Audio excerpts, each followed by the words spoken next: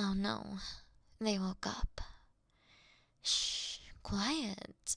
You don't want to wake anyone else up, right? I'll explain. I'll explain everything. Okay, so, you know how you've been worried that you've been waking up feeling lightheaded? And that you've got these concerning bite marks on your neck but can't find the spider that caused them? Well, confession time. Both of those problems are caused by me. I'm sorry I didn't tell you sooner. You probably worried yourself sick, but I felt like if you knew a vampire was the one that bit you, you'd. Oh, yeah, I'm a vampire. I probably should have opened with that. In hindsight. Well, whatever. Now you know.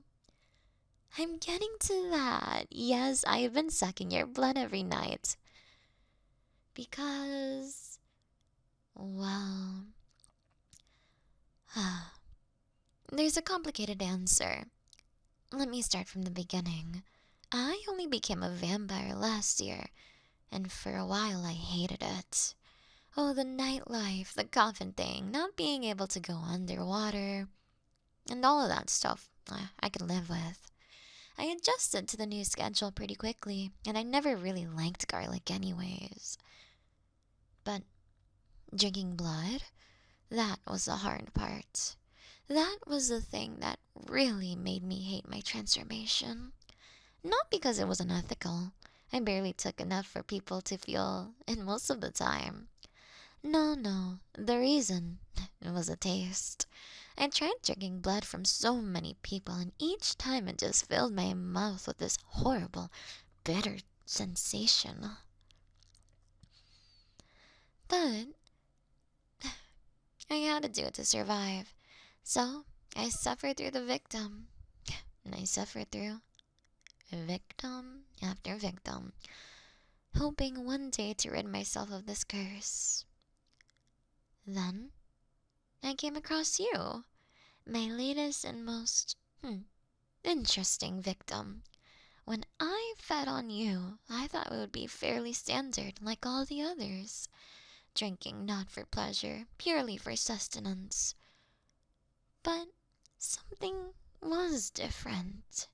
Your blood was, well, it's amazing. I tasted so much better than all the other bitter sludge I got from anyone else.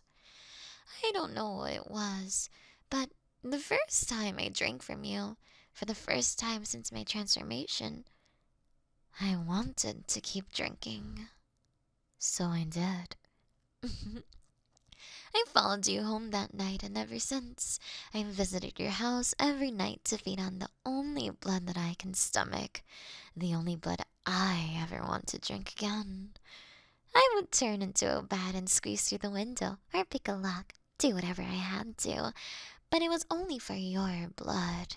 I promise I've never stolen anything from you.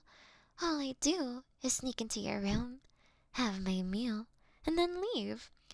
Meanwhile, you're fast asleep, probably dreaming about flying or dogs or something blissfully unaware that I'm in the middle of my 5 a.m. feast.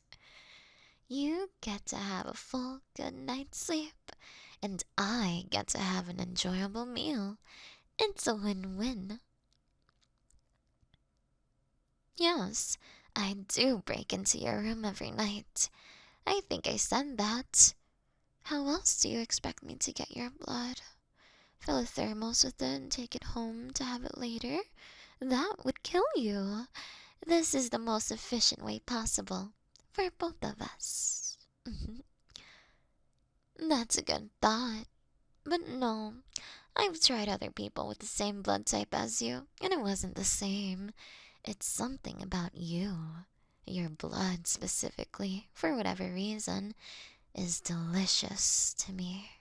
Like the best thing I've ever drinking in my life. I'm actually worried I'm getting addicted to it. I mean, unlike addictions, I mean it when I say I literally cannot live without it. But I would rather starve than drink anyone else's blood. Yes, of course I mean it.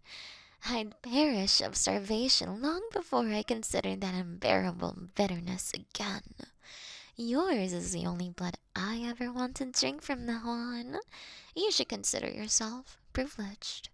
I've chosen you, and only you, to be my solitary source of nutrition.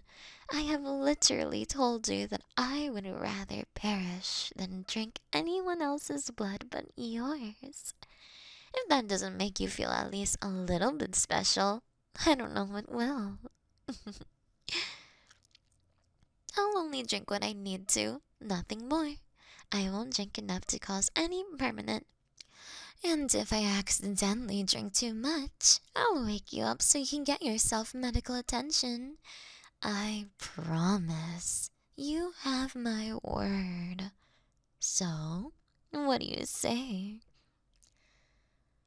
Only while you're asleep? Oh, of course.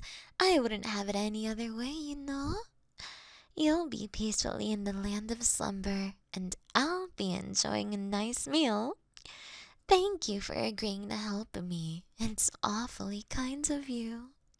I know a part of it was probably me saying I'd perish if I wasn't able to continue my nightly routine, but there are people out there who would hear something like that and just ignore it entirely. They wouldn't care if I starved myself, as long as I wasn't drinking from them. But I'm so glad you aren't like that.